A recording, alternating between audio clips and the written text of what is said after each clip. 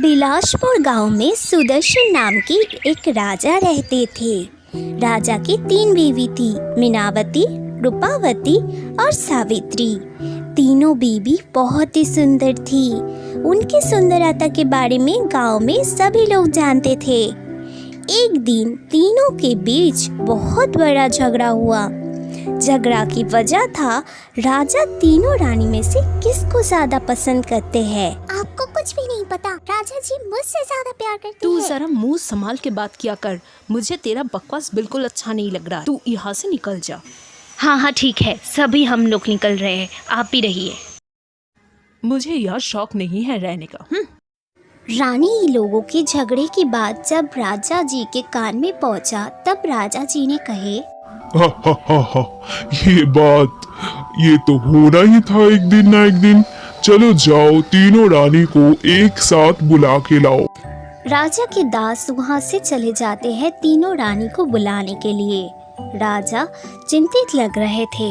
थोड़ी देर बाद तीनों रानी राजमहल में प्रवेश करते हैं। राजमहल में रानी मीनावती, रानी रूपावती और छोटी रानी सावित्री आ रही है। तो रानी को एक साथ देखते हुए राजा जी ने बोले, हुआ रानी, सुनने में आया आप लोग आपस में लड़ रही हो, क्या बात हुआ? चलो मीनावती, आप ही बताओ। प्रणाम राजा साहिब, हम लोग जानना चाहते हैं आप हम लोगों में से कितना ज्यादा किसको प्यार करते हो। आज आपको उत्तर देना ही पड़ेगा, हम लोगों में से किसको ज्यादा प्यार करते हैं। तीनों रानी की ये बात सुन के राजा काफी चिंतित और हैरान लग रहे थे। तभी राजा जी ने बोले, मीनावती, आप क्या बात कर रही हो? आपको पता है, अगर आप लोग सुनना चाहते हैं जो मैं किसको ज्यादा प्यार करता हूँ तो सुनिए। मीनावती, आपको नमक की तरह प्यार करते हैं हम। रूपावती को चीनी की तरह प्यार करते हैं, हमेशा ख्याल रखते हैं। और सावित्री को तेल जैसे प्यार करते हैं। ये कैसा उत्तर हुआ महाराज? आप ऐसे प्यार करते हैं हम लोगों को? क्या बात कर रहे हैं? ये उत्तर तो आप लोग दोगे। कल मेरे लिए आप लोग खाना बनाएंगे और जिसको मैं जैसा प्यार करता हूँ वो खाने में मत डालना, समझ गए आप लोग? जाइए यहाँ से। जी आगे महाराज, आपकी बातें हम सदा कोशिश करेंगे रखने के लिए। उस दिन रात को तीनों रानी को चैन की नींद नहीं आई थी। सुबह सुबह उठते ही उन लोग खाना बना के राजा जी के सामने हाजिर किया।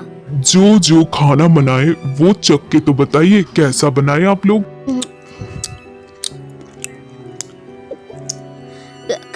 ये कोई स्वाद ही तो नहीं है महाराज, ये कैसा खाना बना?